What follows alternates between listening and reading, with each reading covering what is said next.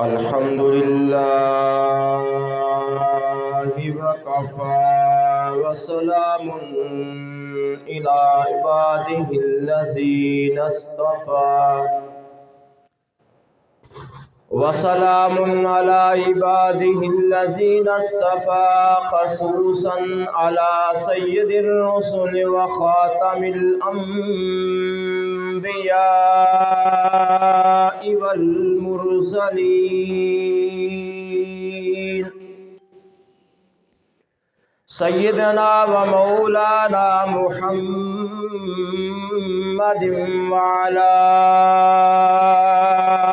آله وأصحابه أجمعين. أما بعد فأعوذ بالله من الشيطان الرجيم. بسم الله الرحمن الرحيم. اتل ما أوحي إليك من الكتاب وأقم الصلاة إن الصلاة تنهى عن الفحشاء والمنكر ولذكر الله أكبر والله يعلم ما تصنعون. صدق الله العلي العظيم. اللهم صل على محمد وعلى آل محمد كما صليت على إبراهيم وعلى آل إبراهيم إنك حميد مجيد. اللهم بارك على محمد وعلى آل محمد كما باركت على إبراهيم وعلى آل إبراهيم إنك حميد مجيد. رب اشرح لي صدري ويسر لي أمري واحلل عقدة من لساني يفقهوا قولي. رب زدني علما رب يسر ولا تعسر وتمم بالخير وبك نستعين يا فتاح يا رب العالمين.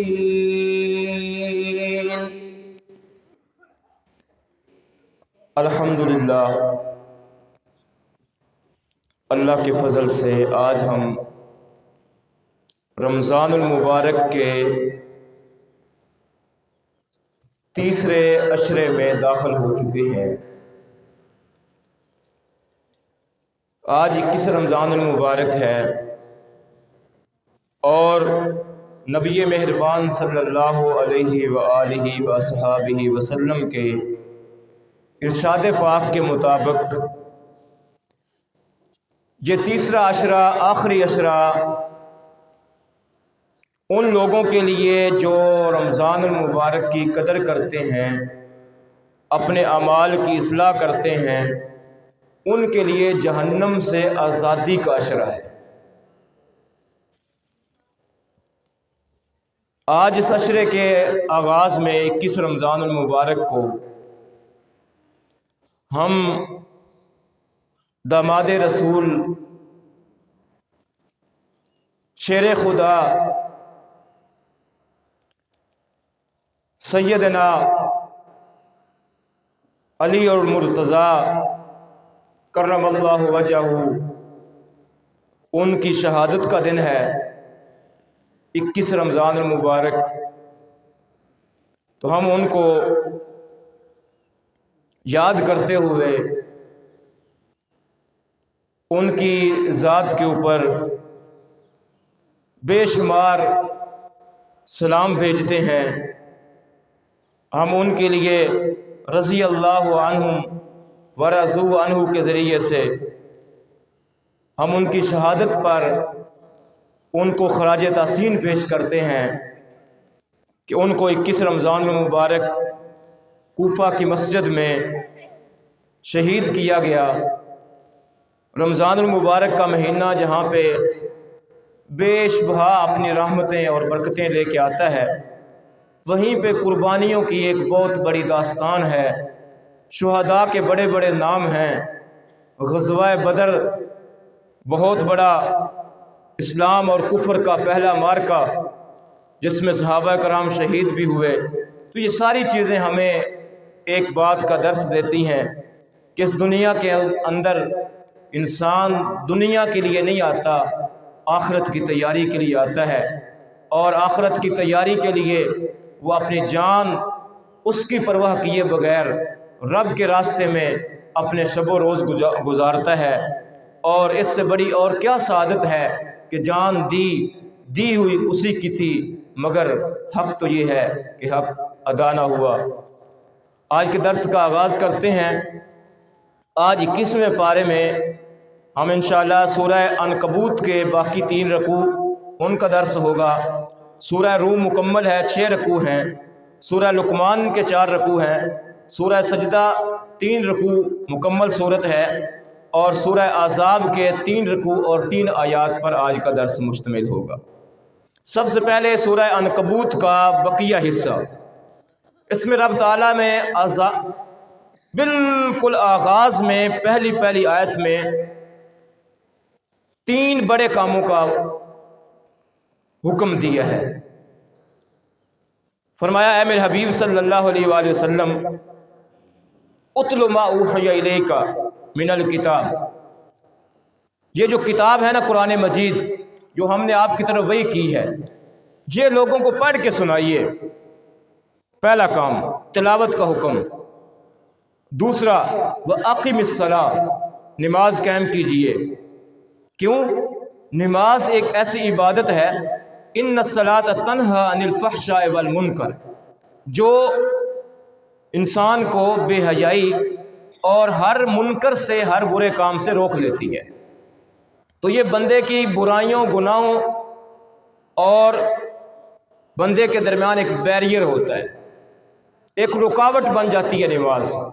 نمازی بندہ غلط کام کرنے سے جھجکتا ہے، غلط کام کرتے ہوئے اس رب کی یاد آ جاتی ہے، غلط کام کی طرف جاتے ہوئے اسے مسجد یاد آ جاتی ہے، غلط چیز کی طرف دیکھتے ہوئے اسے اپنی داڑھی کا حیا آ جاتا ہے۔ تو یہ وہ چیزیں ہیں جو بندے کو غلط کام سے روکتی ہیں۔ اس لیے فرمایا نماز کو قائم کرو، بے شک نماز بے حیائی اور برے کاموں سے روکتی ہے۔ تو اس میں بعض لوگ کہتے ہیں کہ لوگ نماز بھی پڑھتے ہیں، برے کام بھی کرتے ہیں، تو اس کا کیا مطلب ہے؟ پھر نماز روکتی تو نہیں ہے۔ ایک بندہ ہے وہ مسجد میں نماز پڑھ کے نکلتا ہے، دکان پہ جا کے بیٹھ کے تو کم تولتا ہے، دکان پہ جا کے بیٹھ کے کسی کے ساتھ جو ہے وہ زیادتی کرتا ہے، دھوکہ دیتا ہے۔ اسی طرح بندہ نماز پڑھ کے نکلتا ہے، پھر باہر نکلتا ہے، کسی محفل میں بیٹھ کے گالیاں نکال رہا ہوتا ہے۔ تو ایسے کیوں ہوتا ہے؟ اللہ تو کہہ رہا ہے کہ نماز بے حیائی اور برے کاموں سے روکتی ہے۔ تو اس میں بہت ساری جو ہے وہ روایات ہیں کہ ایسا کیوں ہوتا ہے۔ ایسا اس لیے ہوتا ہے کہ ہم نماز کو قائم نہیں کرتے۔ جس بندے کی نماز قائم ہو جاتی ہے وہ یقیناً 100% وہ گناہوں سے رک جاتا ہے۔ تو اس لیے نمازوں کی فکر کی ضرورت ہے۔ نماز کو قائم کرنا کیا ہے کہ نماز کے پورے آداب اور مسائل کا خیال رکھتے ہوئے نماز کو ادا کرنا، اس کو نماز قائم کرنا کہتے ہیں۔ ہماری نمازوں کے اندر جو ہے وہ کمی ہے، نمازیں سیکھنے کے اندر کمی ہے، نمازیں ادا کرنے کے اندر کمی ہے۔ اس لیے ہم نماز بھی پڑھتے ہیں، گناہ بھی کرتے ہیں، نماز بھی پڑھتے ہیں اور ہم سے جو ہے وہ غلطیاں بھی ہو جاتی ہیں۔ اللہ کا کلام کہہ رہا ہے کہ جس وقت تم نماز قائم کرو گے تو ان الصلاۃ تنہی عن الفحشاء والمنکر، پھر پکی بات ہے کہ تمہاری نماز تمہیں بے حیائی اور برے کاموں سے روک لے گی۔ تو اس لیے نماز کا اہتمام کرنا چاہیے، یہ بندے کو نیکیوں کی طرف میل کرتی ہے۔ تیسری بات فرمائی والا ذکر اللہ اکبر، اور اللہ کا ذکر یہ بہت بڑی چیز ہے، بہت بڑی چیز ہے۔ اللہ اکبر، اللہ کی یاد، اللہ کا ذکر، اللہ کی حمد و ثنا، یہ بہت بڑا افضل کام ہے۔ تو ایک مومن بندے کی زبان ہر وقت ذکر الہی سے تر رہنی چاہیے۔ آپ جدھر جا رہے ہیں، آپ کوئی کام کر رہے ہیں، آپ کام کرتے رہیں، ساتھ ساتھ اپنی زبان کے اوپر اللہ کا ذکر، اس کا ورد کرتے رہیں۔ اس سے کیا ہوگا؟ اس کام کے اندر برکت ہوگی، دماغ فریش رہے گا، اور کام کرتے ہوئے جب ذکر کر رہے ہیں تو اللہ کے ساتھ بندے کی لوح لگی ہوگی، تو جس کام کو کر رہے ہیں وہ کام آسان ہو جائے گا۔ بہت سارے ذکر کے فوائد ہیں جہاں پہ اللہ تعالیٰ ذکر کرنے کا حکم دے رہے ہیں کہ وَلَا ذِكْرُ اللَّهِ اکبر، اللہ کا ذکر یہ بہت بڑی چیز ہے۔ یہ تین بڑی نیکیاں کرنے کا یہاں پہ حکم دینے کے بعد اللہ تعالیٰ نے آگے انسان کو سمجھایا، کیا انسان یہ نیکیاں ہی تیرے کام آنی ہیں، یہ جو کچھ تو نے یہاں پہ کر لینا ہے یہی تیرے لیے فائدہ مند ہے۔ کیوں؟ کل نفس ذائقۃ الموت، ہر نفس نے موت کا ذائقہ چکھنا ہے۔ یہ دنیا کون سا کسی کی ہمیشہ کے لیے ہے؟ دنیا تو عارضی سی چیز ہے، اور اصل چیز موت ہے جس نے ہر انسان کے اوپر، ہر نفس کے اوپر، ہر ذی روح کے اوپر آ جانا ہے۔ جب موت آ جانی ہے تو اللہ فرماتے ہیں یہ سب کچھ یہاں رہ جانا ہے، ثم الینا ترجعون، پھر تم سب نے میری طرف آ جانا ہے، اللہ کے پاس چلے جانا ہے۔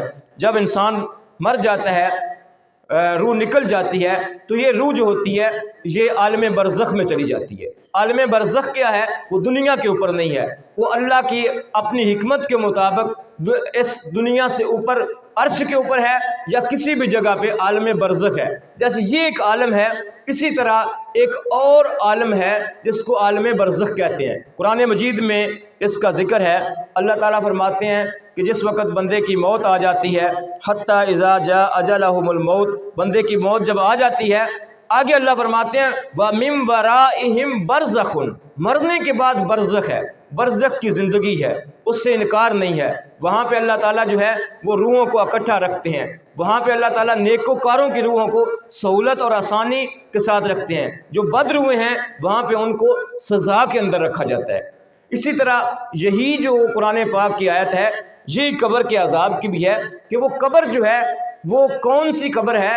وہ برزخ کا عذاب ہے، برزخ کی قبر ہے۔ اللہ اپنے حکم کے مطابق، اپنی حکمت کے مطابق، اپنے علم کے مطابق ہر بندے کو مرنے کے بعد برزخ کی زندگی عطا فرماتے ہیں۔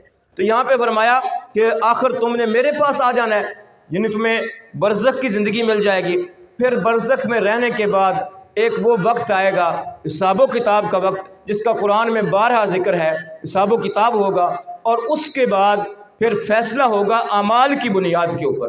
جو نیک لوگ ہوں گے ان کے نامہ اعمال ان کو دائیں ہاتھ میں پکڑا کے ڈگریاں دے کے کہ تم پاس ہو گئے ہو، یہ ڈگری لے جاؤ اور تم پاس ہو گئے ہو، لہذا یہ جنت تمہارا ٹھکانہ ہے۔ اور جو ناکام ہو جائیں گے ان کو ناکامی کی ڈگری دے کے اس سائیڈ پہ، بائیں سائیڈ پہ جہنم کی طرف بھیج دیا جائے گا، جاؤ دنیا میں تم نے مزے کیے، دنیا میں تم نے جو ہے دنیا کے لیے جیے، آج اس جنت کے اندر تمہارا کوئی حصہ نہیں ہے، لہذا سیدھے جہنم کی طرف چلے جاؤ۔ تو اللہ تعالیٰ ہمیں یہاں پہ یہ بات سمجھا رہے ہیں کہ لوگوں، کل نفس ذائقۃ الموت، ہر ایک نفس نے موت کا ذائقہ چکھ لینا ہے، اور پھر تم نے میرے پاس آنا ہے، اس لیے اپنے اعمال کی اصلاح کر لو۔ اور آخری رکوع کے اندر فرمایا کہ یہ جس دنیا کے پیچھے تم پڑھ کے آخرت کو بھول گئے ہو، اس دنیا کی حیثیت بھی تو کیا ہے؟ دنیا کی حیثیت بتاتے ہوئے رب فرماتے ہیں وَمَا هَٰذِهِ الْحَيَاةُ الدُّنْيَا إِلَّا لَهْوٌ وَلَعِبٌ، یہ جو دنیا جس کے پیچھے تم پڑے ہوئے ہو، مجھے بھی بھول گئے ہو، عبادات کو بھی بھول گئے ہو، اس دنیا کے پیچھے، اس دنیا کی حقیقت یہ ہے إِلَّا لَهْوٌ وَلَعِبٌ، یہ کھیل تماشا ہے۔ کھیل تماشے کی کوئی حیثیت ہوتی ہے؟ کوئی حیثیت نہیں ہوتی۔ یہاں پہ بہر کوئی کھیل تماشا لگا دیا جائے، یہاں پہ کوئی مداری والا آ جائے، وہ کہے جی آؤ جی پتر جمہورے، جس طرح مداری والے کرتے ہیں، آؤ جی 2 بچے آؤ جی 4 بچے آؤ، یہ بادشاہ ہے جی، یہ اس کا وزیر ہے جی، یہ اس کا ملازم ہے جی، اس کی بھی کوئی حیثیت ہے؟ کھیل تماشے کے اندر جو بادشاہ بنتا ہے بھلا وہ بھی کبھی بادشاہ ہوا ہے؟ کھیل تماشے کا فقیر بھی کبھی فقیر ہوتا ہے، کھیل تماشے کا وزیر بھی کبھی وزیر بنا ہے۔ تو یہ دنیا کا بادشاہ یہ کوئی ہمیشہ کا بادشاہ ہے؟ دنیا کا فقیر کوئی ہمیشہ کا فقیر ہے؟ نہیں، یہ سب کچھ عارضی ہے۔ اصل کیا ہے؟ اصل آخرت کا گھر ہے، اصل آخرت کی کامیابی ہے۔ یہ دنیا کے اوپر اللہ نے جو کسی کو بادشاہت دے دی، کسی کو وزارت دے دی، کسی کو صدارت دے دی، کسی کو غربت دے دی، کسی کو تنگ دستی دے دی، کسی کو مال کی فراوانی دے دی، تو یہ سب کچھ دنیا کے اوپر یہ کھیل تماشا عارضی ہے اور اللہ نے آزمانے کے لیے کیا ہے۔ یہ بھی نہیں ہے کہ جس کو اللہ نے زیادہ رزق دے دیا ہے، اقتدار دے دیا ہے، اللہ اس کے اوپر بڑا خوش ہے، نہیں، یہ آزما رہا ہے۔ اللہ کسی کو دے کے آزما رہا ہے، کسی سے لے کے آزما رہا ہے، کسی کو زیادہ سے آزما رہا ہے، کسی کو کم سے آزما رہا ہے۔ اللہ فرماتے ہیں کہ حقیقت دنیا کی یہ ہے، وَمَا هَٰذِهِ الْحَيَاةُ الدُّنْيَا إِلَّا لَهْوٌ وَلَعِبٌ، یہ دنیا کی زندگی تو کھیل تماشا ہے۔ وَإِنَّ الدَّارَ الْآخِرَةَ، آخرت کا گھر، لَهِيَ الْحَيَوَانُ، یہ ہے اصل زندگی۔ آخرت کا گھر لَهِيَ الْحَيَوَانُ، یہ ہے اصل زندگی۔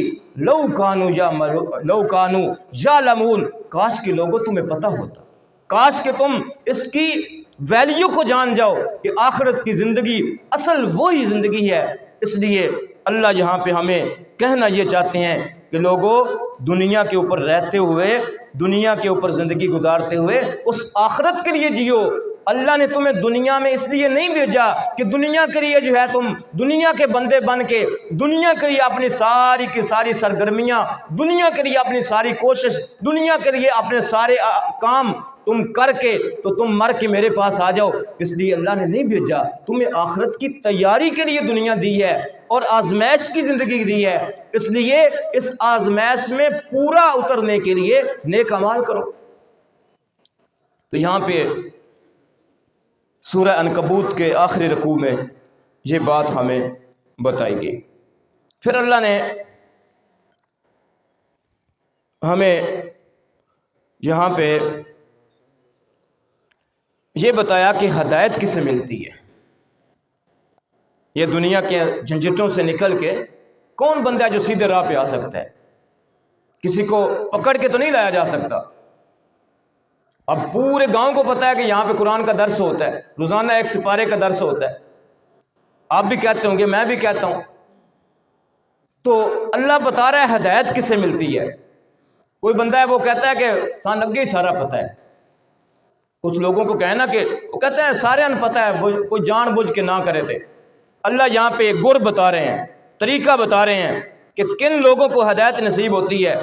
فرمایا والذین جاہدوا فینا لنہدینہم سبلنا، وہ لوگ جو کوشش کرتے ہیں فینا، ہمارے معاملے میں، اللہ کے معاملے میں، دین کے معاملے میں، دین کو سیکھنے کی کوشش کرتے ہیں، دین کے اوپر چلنے کی کوشش کرتے ہیں، دین کے مطابق زندگی گزارنے کی کوشش کرتے ہیں۔ اللہ فرماتے ہیں جو کوشش کرتا ہے لَنَهْدِيَنَّهُمْ سُبُلَنَا، ہم ضرور اس کو سیدھا راہ دکھا دیتے ہیں۔ بندہ کوشش ہی نہ کرے، پیاس لگی ہو، بندہ پانی ہاتھ میں گلاس پکڑے ہی نہ، پانی کی طرف جائے ہی نہ، پانی کو اپنے منہ کی طرف لائے نہ، پیاس تو نہیں بجھے گی۔ ایسا اللہ نے کوئی نظام نہیں بنایا کہ بیٹھے بیٹھے، وہ جنت میں نظام ہوں گے سارے کہ بن مانگے سب کچھ آ جائے گا، بن مانگے سب کچھ پیش کر دیا جائے گا۔ دنیا بقدر ایفرٹ ہے، دنیا بقدر محنت ہے، دنیا میں جتنی محنت کرنی ہے، جو کچھ کرنا ہے اس کا بدلہ پا لینا ہے۔ دنیا کی محنت اگر اللہ کے ساتھ تعلق کے ذریعے ہوگی تو اللہ تعالیٰ اس دنیا کی زندگی کے اندر، دنیا کے اعمال کے اندر، کاموں کے اندر برکت عطا کر دے گا۔ اس کے علاوہ یہ نہیں ہے کہ کوئی بندہ ہاتھ باندھ کے بیٹھ جائے کہ میں تو صبح شام عبادت کرتا ہوں، میری تو ہر وقت اللہ کے ساتھ تسبیح اور تحمید والا میرا تعلق ہے، لہٰذا اللہ سارا رزق جو ہے وہ مجھے بیٹھے بٹھائے دے دے۔ ایسے اللہ نے نہیں دنیا بنائی۔ اللہ نے اپنے پیغمبر صلی اللہ علیہ وسلم کو دنیا میں بھیجا ہے، وہ دنیا سکھا کے گئے ہیں دنیا کیسے گزارنی ہے۔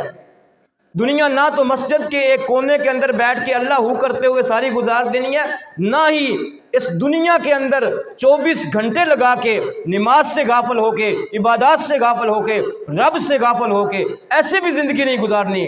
اسلام دین اور نبی پاک صلی اللہ علیہ وآلہ وسلم کی سنت ہماری پوری رہنمائی کرتی ہے کہ رزق حلال کمانے کے لیے اپنی پوری توانائی لگا دو، لیکن اللہ کے جو حقوق ہیں، اللہ نے جو فرائض دیے ہیں، ان کے اندر کوتاہی نہیں ہونی چاہیے۔ آپ کام کاج میں مصروف ہیں، اذان ہو رہی ہے، نماز کا وقت ہو گیا ہے، کام کو تھوڑی دیر کے لیے اس کو روک دیں اور اللہ کے سامنے کھڑے ہو جائیں، تاکہ آپ وہ دنیا کے کاموں سے، دنیا کی تھکاوٹوں سے، دنیا کی جھنجھٹوں سے ایک دفعہ رب کے ساتھ ہم کلام ہو کے آئیں گے۔ جب رب سے آپ مل کے آئیں گے تو آپ کے کام جس میں آپ پریشان تھے، اللہ آپ کو جو ہے آسانیاں کر دے گا۔ اس لیے یہاں پہ اللہ نے فرمایا کہ ہدایت اس کو ملتی ہے جو کوشش کرتا ہے، اور فرمایا جو کوشش کرتا ہے وَإِنَّ اللَّهَ لَمَعَ الْمُحْسِنِينَ، اللہ ایسے احسان کرنے والے محسن بندوں کے ساتھ، ایسے پیارے بندوں کے ساتھ اللہ ان کے ساتھ شامل ہو جاتا ہے جو کوشش کرتے ہیں۔ تو اس لیے کوشش کرنی چاہیے۔ میں بارہ یہ کہتا ہوں کہ قرآن پاک سیکھنے کی کوشش کریں۔ آپ انشاءاللہ کوشش کریں گے تو اللہ تعالیٰ آپ کو علم میں ترقی دے گا، صلاحیت میں اللہ ترقی دے گا، اور قرآن پاک کی آپ کو سمجھ آ جائے گی۔ خاص طور پہ یہ جو بچے بیٹھے ہوئے ہیں، یہ بچیاں بیٹھی ہوئی ہیں جو اسکولوں میں پڑھتے ہیں، آپ کو تو میں ضرور ہی کہوں گا کہ آپ کی ابھی عمر ہے، اور پھر اللہ کا یہ بھی شکر ہے اور فضل ہے ہمارے اوپر کہ ہماری حکومتوں نے قرآن پاک کی تعلیم کو ہر سطح کے اوپر لازمی قرار دے دی ہے۔ 5ویں تک جو ہے وہ ناظرہ قرآن پڑھنا ہے، 6ٹھی سے لے کے یونیورسٹی تک جو ہے وہ ترجمہ قرآن پڑھنا ہے، تو قرآن پاک کو ترجمے کے ساتھ پڑھے۔ یہ قرآن پاک آپ کو زندگی گزارنے کے گر سکھائے گا، طریقے سکھائے گا، کیسے زندگی گزارنی ہے، کوشش کرنی ہے۔ تو کوشش کریں گے تو اللہ تعالیٰ ضرور ہدایت نصیب فرمائے گا۔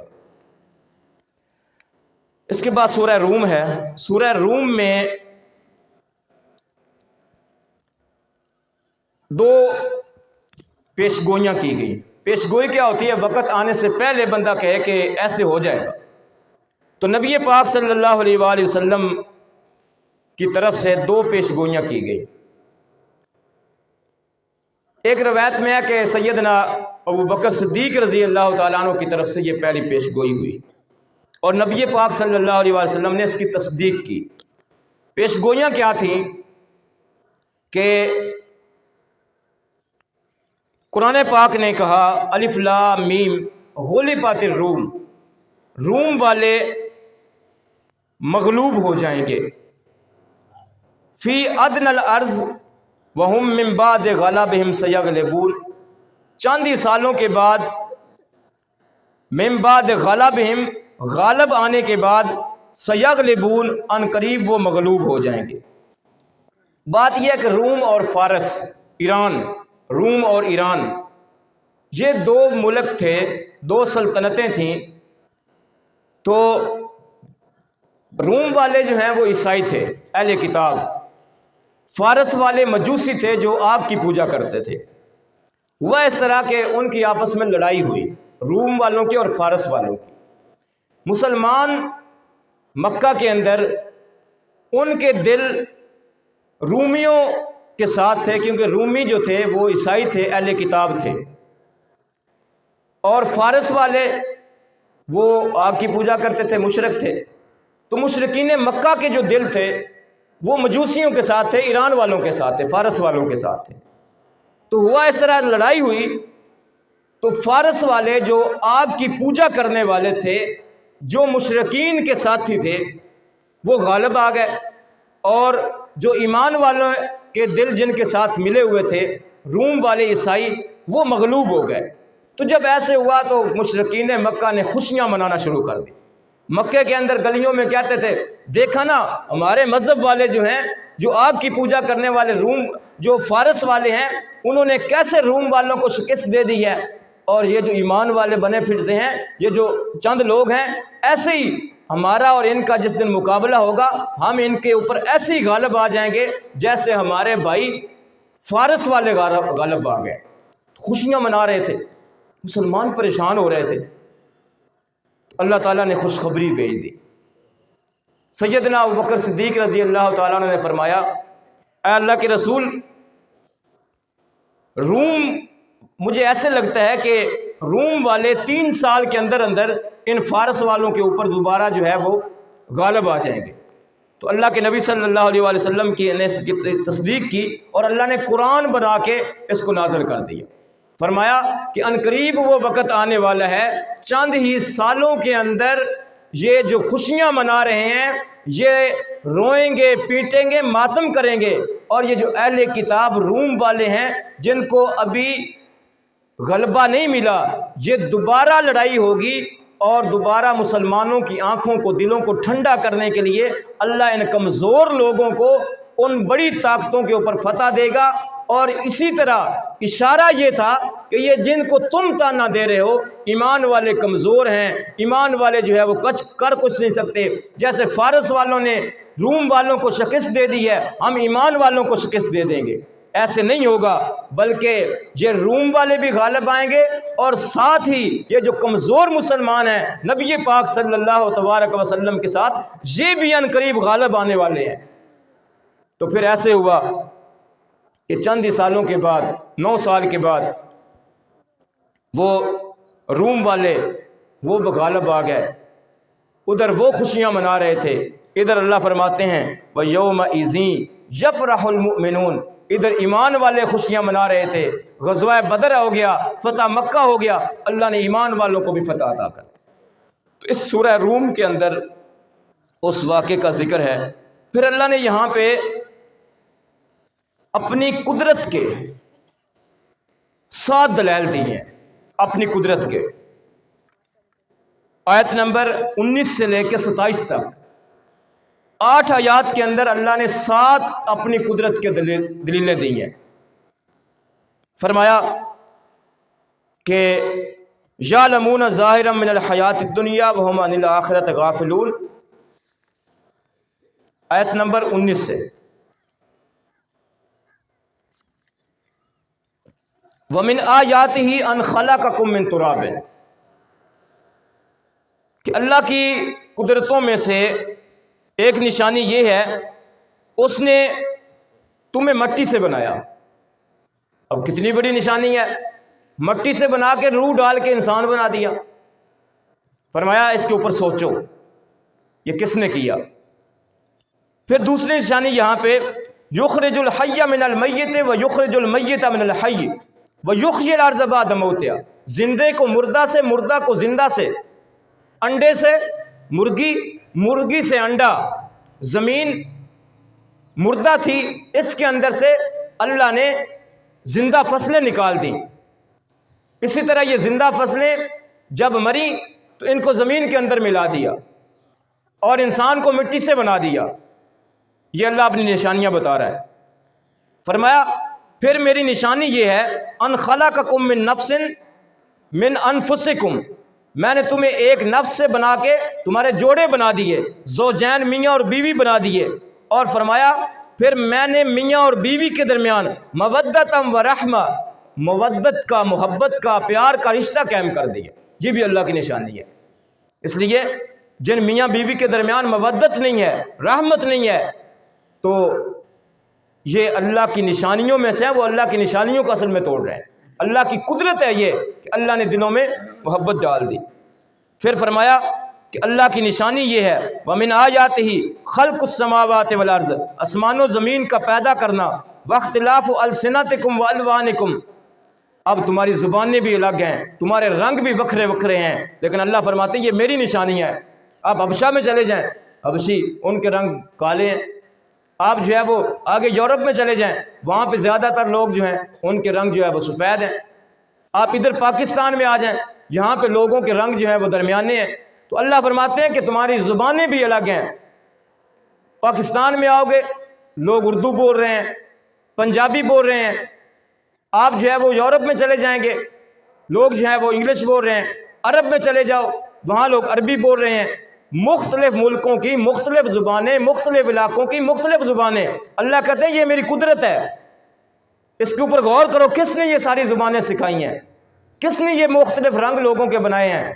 پھر فرمایا وَمِنْ آیَاتِهِ مَنَامُكُمْ، یہ جو تم سو جاتے ہو یہ بھی میری نشانی ہے۔ یہ جو تم سو جاتے ہو، بھی سو کے اٹھے ہو، یہ بھی میری نشانی ہے کہ رات کو میں نے سونے کے لیے بنا دیا اور دن کو میں نے وَابْتِغَاؤُكُم مِّن فَضْلِي، اللہ کا فضل رزق تلاش کرنے کے لیے میں نے بنا دیا۔ پھر فرمایا یہ جو بجلی چمکتی ہے یہ بھی میری نشانی ہے، اور آسمان سے جو پانی نازل ہوتا ہے یہ بھی میری نشانی ہے۔ پھر فرمایا وَمِنْ آیَاتِهِ أَن تَقُومَ السَّمَاءُ وَالْأَرْضُ بِأَمْرِي، یہ جو آسمان اور زمین قائم ہے یہ بھی میری نشانیاں ہیں۔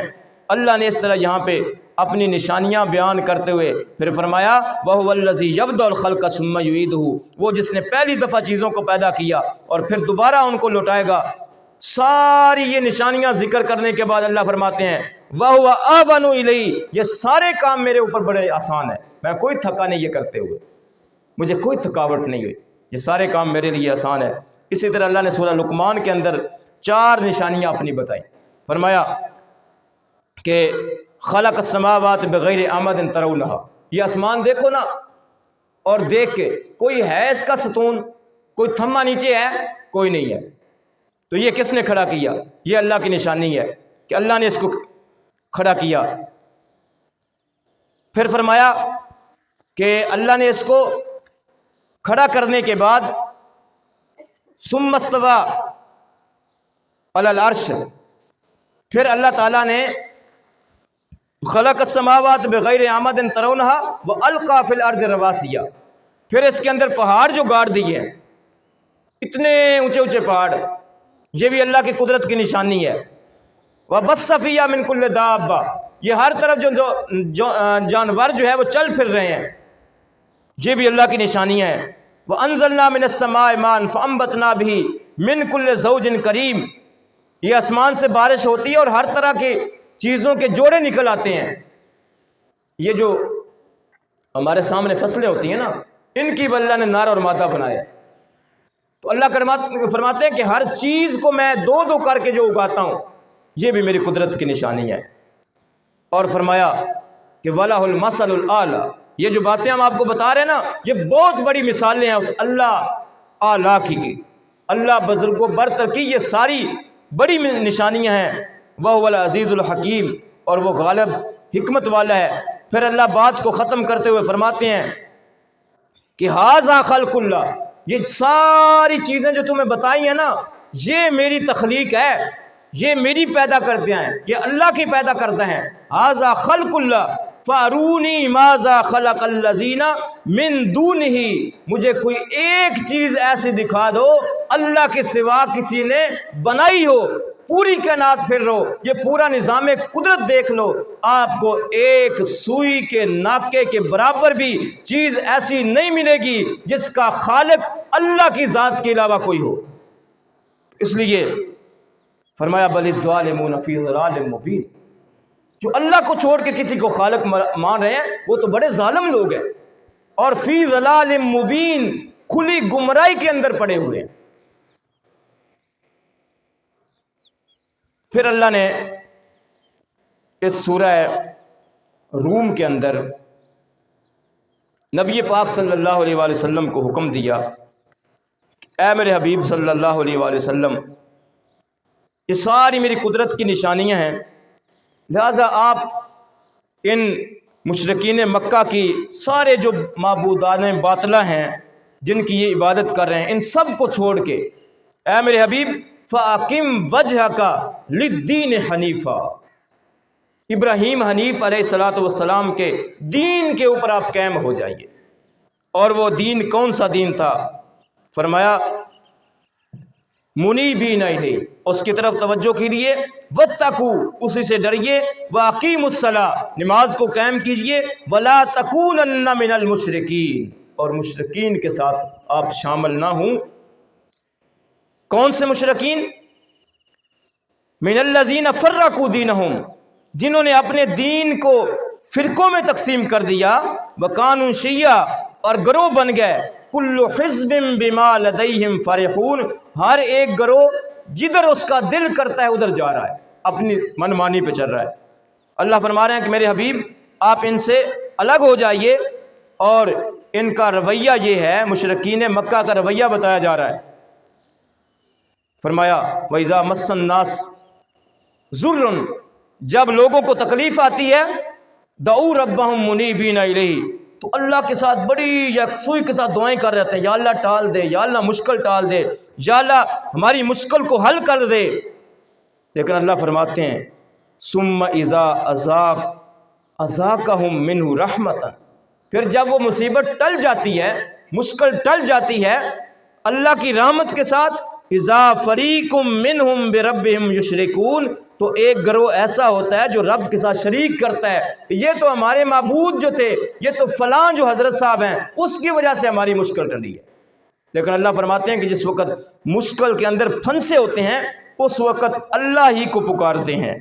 تو نبی پاک صلی اللہ علیہ وآلہ وسلم کو یہاں پہ حکم دیا جا رہا ہے کہ اے میرے حبیب، آپ منیبین الیہ، آپ ان سب سے کٹ کے آپ اللہ کے ساتھ خالص ہو جائیے اور اللہ کے ساتھ دین حنیف کے اوپر آپ قائم ہو جائیے۔ پھر اللہ نے فرمایا کہ یہ جو دنیا کے اوپر سارے فساد ہے، دنیا کے اوپر جو فساد ہے اس کی وجہ کیا ہے؟ آج بھی بڑے فساد ہیں، تو قرآن ہمیں بتا رہا ہے یہ فساد کسی اور کے بنائے ہوئے نہیں ہے، یہ آپ کے اپنے پیدا کیے ہوئے۔ فرمایا ظہر الفساد فی البر والبحر، خشکی کے اوپر اور پانیوں کے اندر یہ جو فساد ظاہر ہو رہے ہیں، بما کسبت ایدی الناس، یہ لوگوں کی اپنی ہاتھوں کی کمائی ہے۔ جس وقت بندہ اللہ سے دور ہوتا ہے نا، گناہ کرتا ہے، تو پھر کیا ہوتا ہے کہ اللہ اس کے ساتھ جو ہے وہ الٹی گنگا جو ہے اسی کے اعمال کے مطابق شروع کر دیتے ہیں، خیریں اس سے چھنتی جاتی ہیں، بھلائیاں چھلتی جاتی ہیں۔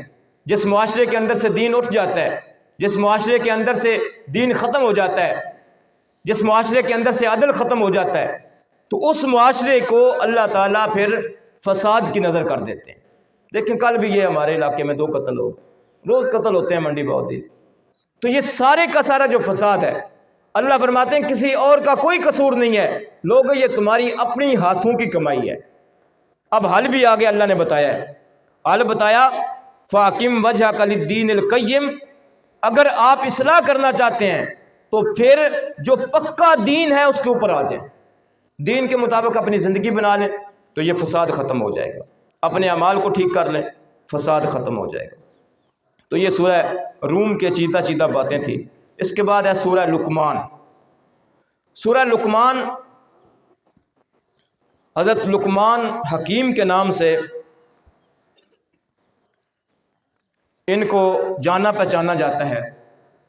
اس کے اندر حضرت لقمان علیہ السلام کا اپنے بیٹے کو نصیحتیں کرنا، وہ یہاں پہ 10 نصیحتیں بڑی کارآمد ہیں۔ آج اگر کوئی باپ اپنے بچے کی اصلاح کرنا چاہتا ہے، آج کوئی ماں اپنے بچے کی اصلاح کرنا چاہتی ہیں، تو لقمان ان کی نصیحتیں یہاں پہ قرآن پاک کے اندر موجود ہیں۔ تو اتنی بہترین نصیحتیں ہیں کہ اللہ نے لقمان کی جو نصیحتیں تھیں وہ قرآن بنا کے نازل کر دی۔ اور اصل بات کیا ہے؟ اصل بات یہ ہے، اس کا پس منظر آپ سمجھیں کہ کیوں اللہ تعالیٰ حضرت لقمان جو ہیں ان کی نصیحتیں نبی پاک صلی اللہ علیہ وآلہ وسلم کے ذریعے سے لوگوں کو سنوا رہے ہیں۔ اصل میں اللہ تعالیٰ ان مشرکین مکہ کو یہ کہنا چاہتے تھے کہ تم جن لقمان کو حکیم کہتے ہو، کہ ان کی باتیں حکمت بری ہیں، جن کی تم تعریفیں کرتے ہو، جن کے تم گن گاتے ہو، ان کا ایمان یہ تھا، ان کا عقیدہ یہ تھا، ان کا کردار یہ تھا، اور تم آج کدھر جا رہے ہو؟ تو جیسے لقمان تھے، جو ان کی دعوت تھی، جو ان کا اخلاق تھا، جو ان کا کردار تھا، جو ان کی تربیت تھی، وہی تربیت آج میرے محمد تمہارے سامنے پیش کر رہے ہیں۔ تم لقمان کو تو بڑا حکمت والا کہتے ہو، اور میرے نبی کو، تم میرے نبی کی دعوت کو مان نہیں رہے۔ تو یہاں پہ اصل میں لقمان ان کو سامنے رکھ کے نبی پاک صلی اللہ علیہ وآلہ وسلم کی دعوت پیش کرنا تھی، کہ جو لقمان ان کی دعوت تھی وہی دعوت آج میرے پیغمبر تمہارے سامنے رکھ رہے ہیں۔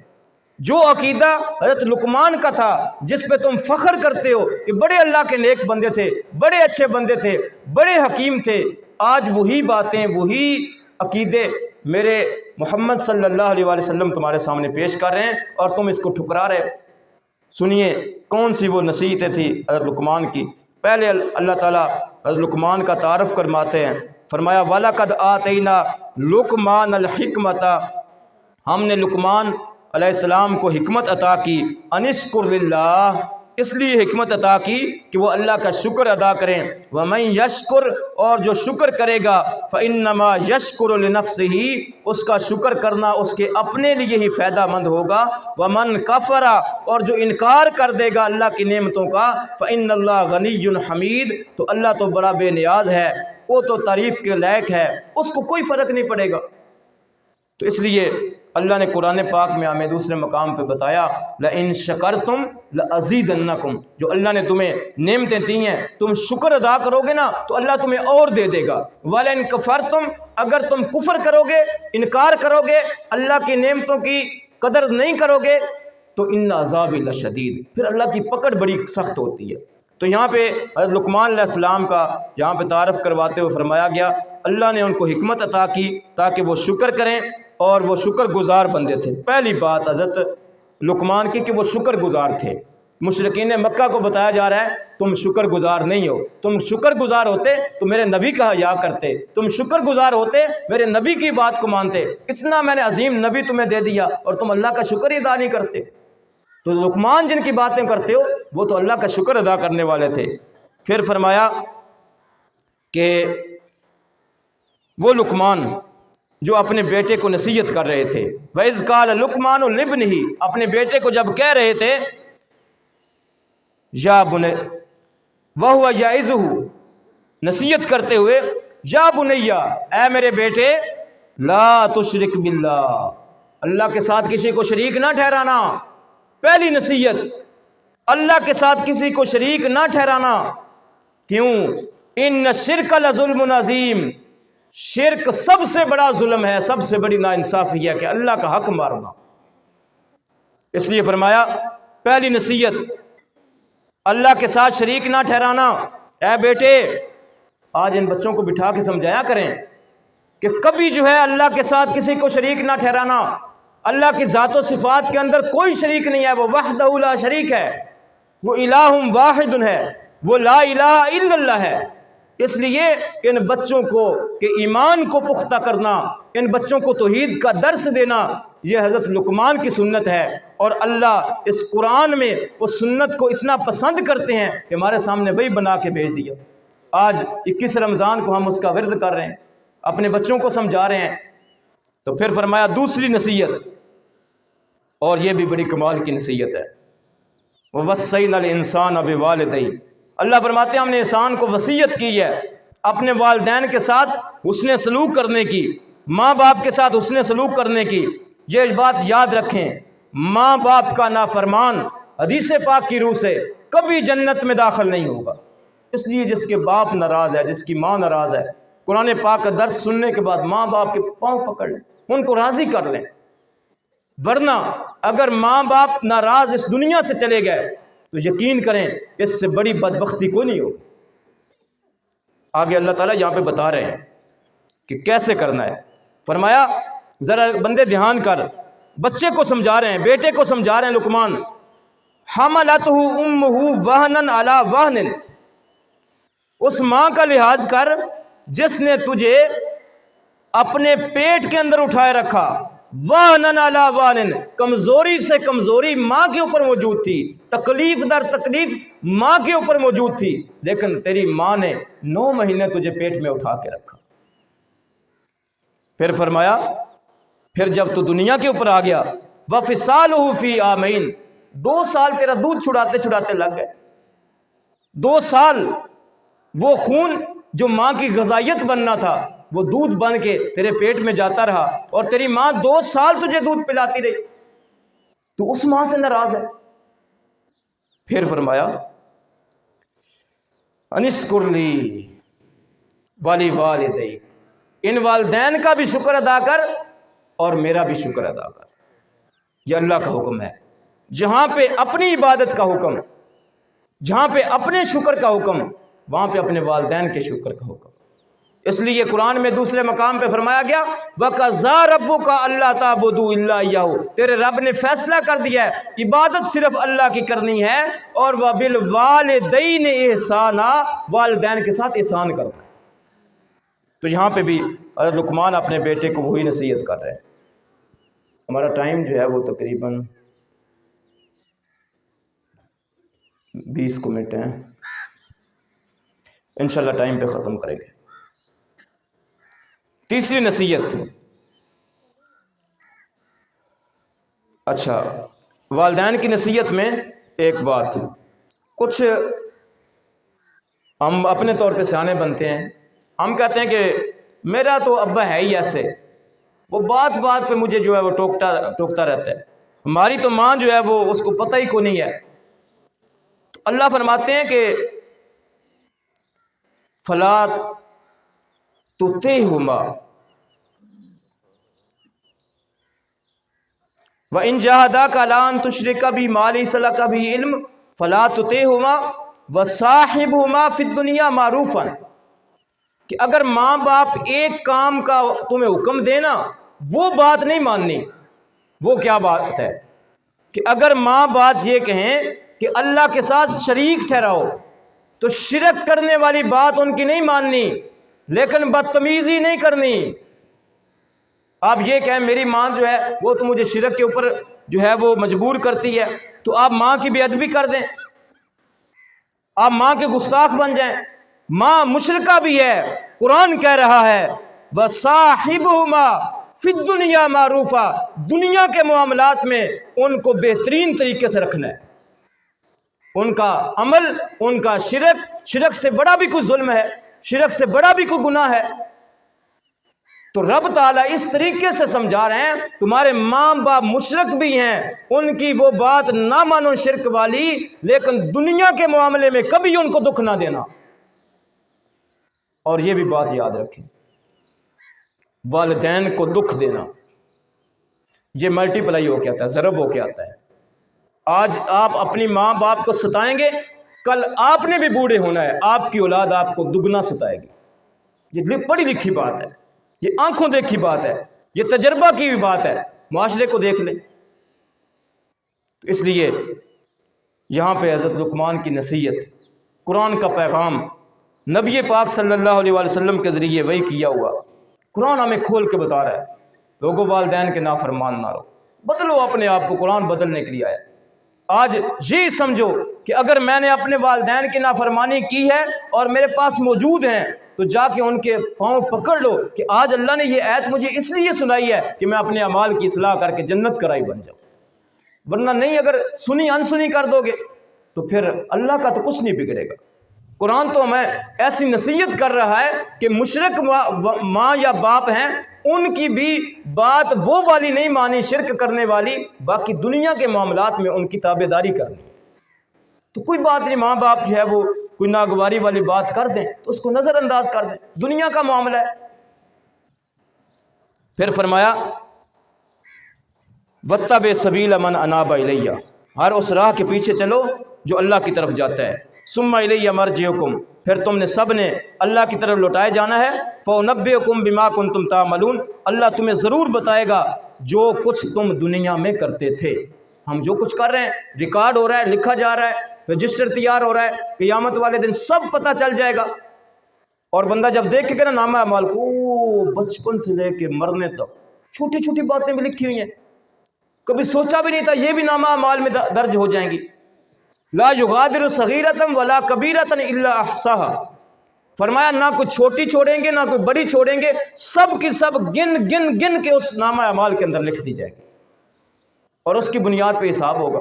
اس لیے لقمان اپنے بیٹے کو نصیحت کر رہے ہیں کہ بیٹا کسی بھی چیز کو چھوٹا سمجھ کے چھوڑ نہ دینا، کسی بھی گناہ کو چھوٹا سمجھ کے اس کو کر نہ لینا، کسی نیکی کو چھوٹا سمجھ کے چھوڑ نہ دینا، کیونکہ تنکے تنکے سے دریا گھونسلہ بنتا ہے اور قطرے قطرے سے دریا بنتا ہے۔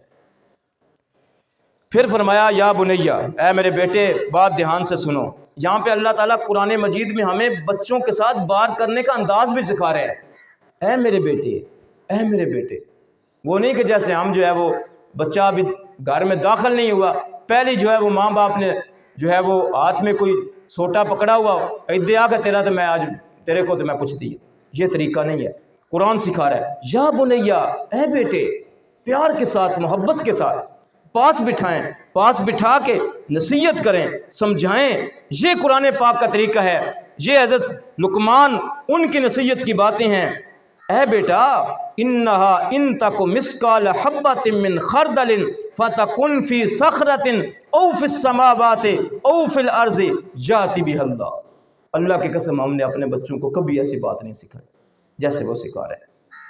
کہتے ہیں کہ اے میرے بیٹا یاد رکھو، آسمان اور زمین کے اندر کوئی چھوٹی سے چھوٹی بھی اگر چیز چھپی ہوئی ہے نا، مراد اعمال ہیں اپنے، قیامت والے دن یاتی بھی اللہ اس کو لے آئیں گے۔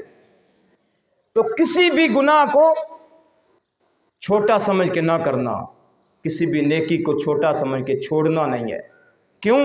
اللہ ہر چیز کو بے شک وہ فَتَكُنْ فِي صَخْرَةٍ أَوْ فِي السَّمَاوَاتِ وَالْأَرْضِ، زمین و آسمان کے اندر اور پہاڑوں کے اندر چھپی ہوئی چیز بھی ہوگی، اللہ اس کو لے آئیں گے۔ کیوں؟ ان اللہ لطیف خبیر، اللہ بڑا ہی باریک بین اور خبریں رکھنے والا ہے۔ کوئی چیز کہاں پہ پڑی ہے اس کو پتہ ہے، تیرے دل کے اندر کیا اس کو پتہ ہے۔ اس لیے بیٹے اللہ کے سامنے کوئی چیز پوشیدہ نہیں ہے، ایسے ایمان اور عقیدہ بنایا جا رہا ہے بچے کا۔ اگلی نصیحت، اور بچوں یہ نصیحتیں میں آپ کو بھی کر رہا ہوں، سن رہے ہو نا؟ سن رہے ہو نا سارے؟ ہاں، ان کو اپنے دل پہ لکھتے جائیں، یہ قرآن پاک آپ کی اصلاح کر رہا ہے۔ یا بنیا، اے میرے بچوں، اے میرے بیٹو، لقمان علیہ السلام اپنے بیٹے کو مخاطب کر رہے ہیں۔ اے بیٹے اقیم الصلاۃ، کیا کرنا ہے؟ نماز کو قائم کرنا ہے۔ کیا کرنا ہے؟ نماز کو قائم کرنا ہے۔ نماز کو چھوڑ دیں گے تو سمجھیں کہ آپ کی زندگی جو ہے وہ بالکل بیکار ہوگی۔ وامر بالمعروف، نیکیوں کا حکم دینا ہے، ونہا عن المنکر، اور برے کاموں سے روکنا ہے، وصبر علی ما اصابک، کبھی کوئی تکلیف آ جائے تو صبر کرنا ہے، بے صبری نہیں کرنی۔ ہم نے کبھی بچوں کو یہ باتیں سمجھائی ہیں کہ صبر کرنا ہے؟ تو یہ لقمان علیہ السلام کی نصیحت بری باتیں ہیں۔ اگلی بات فرمایا ولا تصائر خدک للناس، اے میرے بیٹے لوگوں سے منہ پھیر کے نہ چلنا، کسی کو ہیچ نہ سمجھنا، کسی کو گھٹیا اور اپنے سے چھوٹا نہ سمجھنا، کسی کو کمی سمجھ کے چہرہ نہ پھیر لینا۔ ولا تصائر خدک للناس ولا تمش فی الارض مرحا، زمین کے اندر اکڑ کے بھی نہ چلنا، اکڑ کے نہ چلنا زمین کے اندر۔ کیوں؟ ان اللہ لا یحب کل مختال فخور، اللہ فخر کرنے والے، اترانے والے، غرور اور تکبر کرنے والے بندے کو کبھی پسند نہیں کرتا۔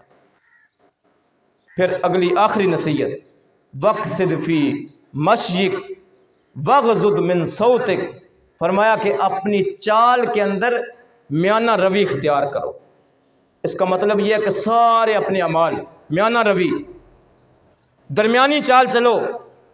وغضض من صوتک، اپنی آواز کو آہستہ رکھو، اونچی آواز سے نہ بولو۔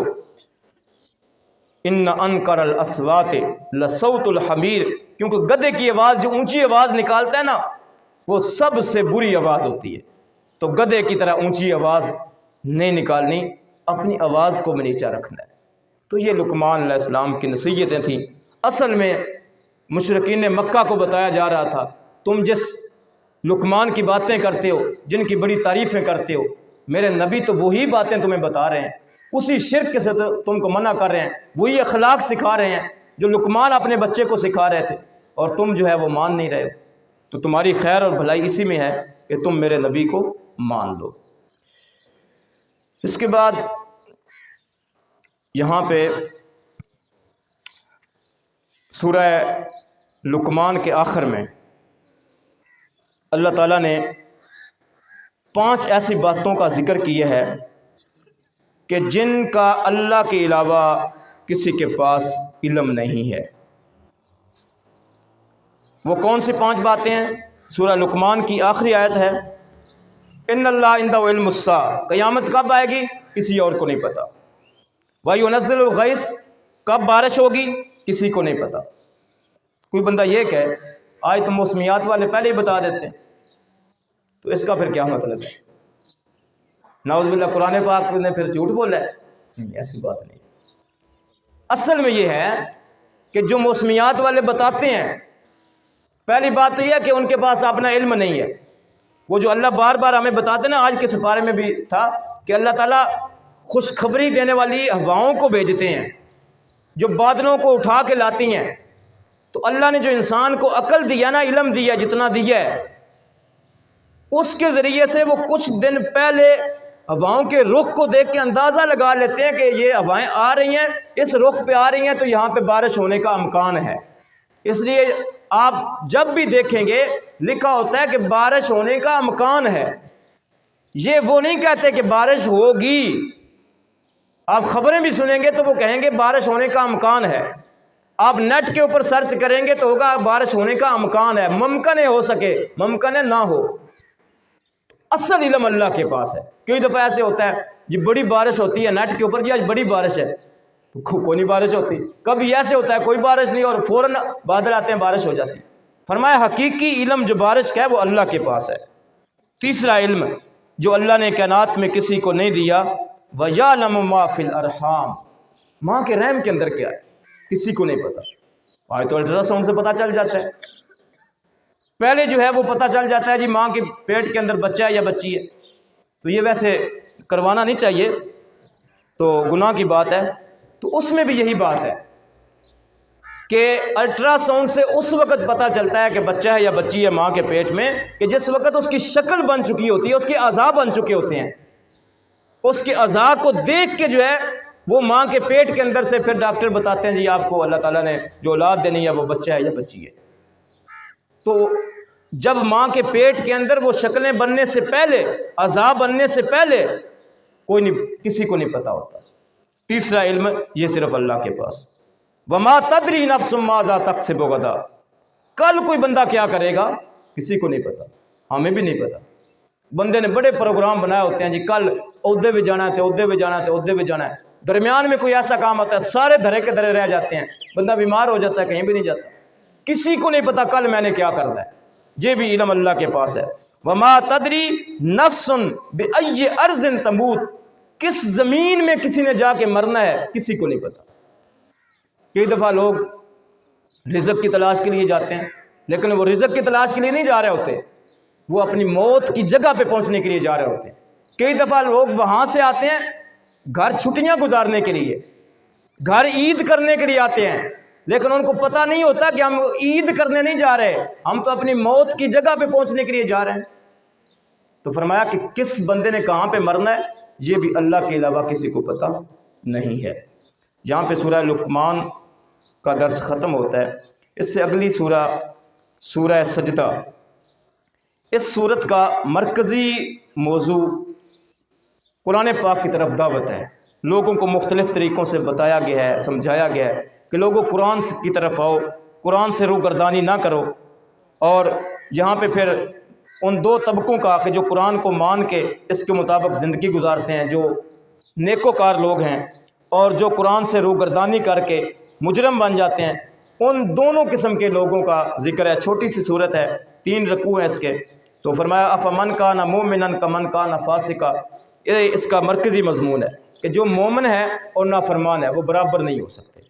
तो आगे फिर अल्लाह ने बताया मोमिनों के लिए मैंने जन्नतें, और जो काफिर हैं, जो फासिक हैं, उनके लिए मैंने अज़ाब तैयार की है। आखिरी सूरत आज की जो हमारे दर्स में जिसका कुछ हिस्सा शामिल है वो है सूरह अज़ाब। अज़ाब से मुराद खंदक। जब मुसलमान मदीने में गए तो काफिरों ने कहा कि अब मदीने के अंदर ये मुसलमान जो हैं इनको मदीने के अंदर ही ख़त्म कर दिया जाए। पूरा आलम अरब इकट्ठा हो गया एक बात के ऊपर कि मदीने के अंदर जो मुसलमान हैं उनको हम नहीं छोड़ेंगे। सारे कबीले मिल गए। तो नबी पाक सल्लल्लाहु अलैहि वसल्लम ने अपने सहाबा को बुलाया। पता चला कि इस तरह कुफार जो है वो हमला आवर होने वाले हैं। आपने सारे अपने सहाबा को जमा करके मशवरा लिया कि लड़ने की तो हिम्मत नहीं है, क्या किया जाए। हज़रत सलमान फ़ारसी रज़ी अल्लाह तआला अन्हु जो फ़ारस से मुसलमान होकर आए थे, उन्होंने मशवरा दिया कि या रसूल अल्लाह, हमारे इलाका में जब हम दुश्मन का मुकाबला करने की ताकत नहीं रखते थे तो खंदक खोदते थे, गड़ा खोद देते थे अपने शहर और गांव के इर्द गिर्द। اس طریقے سے پھر کوئی دشمن جو ہے وہ آگے نہیں آ سکتا۔ تو ہم اس خندق کے گرد جو ہے وہ اس کی رکھوالی کرتے تھے۔ آج کا دور نہیں تھا کہ دور سے جو ہے وہ فائر کریں، دور سے جو ہے وہ آپ ایٹم بم پھینکیں، ایسا دور نہیں تھا، ہاتھ سے لوگ لڑتے تھے۔ تو خندق کھود دی گئی مدینے کے گردا گرد، اور اس خندق کے ذریعے سے مسلمان محفوظ رہے۔ یہاں پہ اس سورت کا نام بھی اسی حوالے سے احزاب خندق ہے، اور اس کے اندر بنیادی طور پہ اللہ تعالیٰ نے نبی پاک صلی اللہ علیہ وآلہ وسلم کا ادب سکھایا ہے، آپ صلی اللہ علیہ وآلہ وسلم کے حقوق بتایا ہیں کہ آپ کے حقوق کیا ہیں۔ اللہ فرماتے ہیں النبی اولیٰ بالمؤمنین من انفسہم وازواجہ امہاتہم۔ کل مجھے طیب صاحب کہہ رہے تھے کہ ہمیں کلمے کی آج سمجھ آئیے، لا الہ الا اللہ کا کیا معنی ہے۔ میں نے کہا ہمیں محمد الرسول اللہ کا بھی کوئی نہیں پتہ، سچی بات ہے، ہم محمد الرسول اللہ پہ ابھی عمل نہیں کرتے۔ یہاں پہ اللہ تعالیٰ محمد الرسول اللہ بتا رہے ہیں۔ اب ہمارے پاس اتنا ٹائم نہیں ہے کہ اس کی تفصیل بیان کی جائے، لیکن کریں گے انشاءاللہ کسی دن۔ اس آیت کو سمجھ لیں، سورہ احزاب کی آیت نمبر 6 ہے۔ میں آپ سب سے یہ کہوں گا کہ گھر جا کے قرآن پاک کھول کے محمد رسول اللہ کو سمجھیے۔ فرمایا النبی، نبی جو ہیں اولیٰ بالمؤمنین، زیادہ حق رکھتے ہیں مومنوں کے اوپر۔ نبی صلی اللہ علیہ وسلم کے حقوق بیان کیے جا رہے ہیں کہ نبی صلی اللہ علیہ وسلم زیادہ حق رکھتے ہیں مومنوں کے اوپر، من انفسہم، ان کی جانوں سے زیادہ۔ جان چلی جائے کوئی پرواہ نہیں، اللہ کے نبی صلی اللہ علیہ وسلم کی سنت اور آپ کا طریقہ اور آپ کی محبت یہ اپنی جان سے زیادہ مقدم ہے۔ یہ پہلا حق ہے نبی پاک صلی اللہ علیہ وسلم کا ہمارے اوپر۔ ہم اپنی برادری کے لیے ساری رسمیں کرتے ہیں، دین کو چھوڑ دیتے ہیں۔ ہم اپنے اس ناک کے لیے سارے غلط کام کرتے ہیں، اللہ کے نبی کی سنت ہمیں یاد نہیں ہوتی۔ کہاں ہم نے محمد رسول اللہ سمجھا ہے؟ لا الہ الا اللہ کا مطلب ہے کوئی الہ نہیں ہے، محمد رسول اللہ کا مطلب ہے کوئی نظام نہیں ہے۔ یہ کلمے کا معنی ہے۔ ہم نے نظام باطل کا چلایا ہوا ہے، ہم نے رسمیں ہندوؤں کی لی ہوئی ہیں، اور ہم کہتے ہیں کہ ہم بڑے جو ہے وہ اللہ کے نبی سے پیار کرنے والے۔ تو یہاں پہ فرمایا کہ نبی صلی اللہ علیہ وسلم وہ تمہارے اوپر تمہاری جانوں سے زیادہ حق رکھتے ہیں، وَأَزْوَاجُهُ أُمَّهَاتُهُمْ، اور آپ کی جو بیویاں ہیں وہ تمہاری مائیں ہیں، تمہاری مائیں ہیں۔ یہ نبی صلی اللہ علیہ وسلم کا دوسرا حق ہے۔ وَأُولُو الْأَرْحَامِ بَعْضُهُمْ أَوْلَىٰ بِبَعْضٍ فِي کتاب اللہ، اور یہ جو قریبی رشتہ داریاں ہیں ایک دوسرے کے ساتھ اللہ کی کتاب کے مطابق، یعنی رشتہ داریوں کا لحاظ۔ اور فرمایا کہ یہ نبی صلی اللہ علیہ وسلم کا ادب ہے، اور نبی صلی اللہ علیہ وسلم کا حق اور ادب یہ ہے کہ لَقَدْ كَانَ لَكُمْ فِي رَسُولِ اللَّهِ أُسْوَةٌ حَسَنَةٌ۔ یہ آیت نمبر 21 ہے، یہ بڑی مشہور آیت ہے، ہر جگہ پہ جو ہے لکھی ہوتی ہے، ترجمہ بھی زیادہ تر لوگ جانتے ہوتے ہیں کہ یقیناً رسول اللہ صلی اللہ علیہ وسلم کی زندگی اسوۃ حسنہ، بہترین نمونہ ہے۔ یہ ایک ایسا شیشہ ہے جس کے اندر آپ اپنا آپ ٹھیک کر سکتے ہیں، اپنے آپ کو دیکھ کے ٹھیک کر سکتے ہیں۔ کیسے زندگی گزارنی ہے، عقیدہ کیا ہونا چاہیے، اخلاق کیا ہونا چاہیے، کردار کیا ہونا چاہیے، کیسے زندگی گزارنی چاہیے۔ لوگوں، میں نے تمہیں بہترین نمونہ دے دیا ہے، اور وہ کون ہے؟ محمد صلی اللہ علیہ وسلم۔ یہاں پہ اللہ فرما رہے ہیں کہ لَقَدْ كَانَ لَكُمْ فِي رَسُولِ اللَّهِ أُسْوَةٌ حَسَنَةٌ لِمَنْ كَانَ يَرْجُو اللَّهَ وَالْيَوْمَ الْآخِرَ، جو اللہ اور یوم آخرت سے کی امید رکھتا ہے، اللہ سے ملاقات کی امید رکھتا ہے، اس کے لیے اللہ کے رسول بہترین نمونہ ہے۔ وَذَكَرَ اللَّهَ كَثِيرًا، جو اللہ کا زیادہ ذکر کرنے والا ہے اس کے لیے بھی اللہ کے رسول بہترین نمونہ ہیں۔ آگے نبی پاک صلی اللہ علیہ وسلم کی بیویوں کا ذکر ہے۔ اس طرح یہ سورہ احزاب کا جو پہلا حصہ تھا وہ ہمارے درس میں مکمل ہوتا ہے۔ تو کل انشاءاللہ جو سورہ احزاب کا بقیہ حصہ ہے اس میں اہل بیت کے فضائل ہیں، تو اہل بیت پہ قرآن مجید نے جو ہمیں ان کے فضائل بتائے ہیں اس پہ بات کریں گے۔ خاتم النبیین صلی اللہ علیہ وسلم، آپ کا یہ منصب بیان کیا گیا ہے، آپ کی بہت ساری صفات اور عظمت کی باتیں کی گئی ہیں، پردے کے احکام ہیں۔ اسی طرح سورہ یاسین جو ہے جس کو قرآن کا دل کہا جاتا ہے، اس کا بھی کل ہمارے درس میں آغاز ہو جائے گا۔ تو آپ سب بھائیوں بہنوں بزرگوں، اپنی ماؤں سے، بچوں سے، بچیوں سے میں یہ بارہ کہوں گا کہ اس قرآن پاک کی محفل میں آپ خود تو تشریف لا رہے ہیں تو زیادہ سے زیادہ اس میں کوشش کریں۔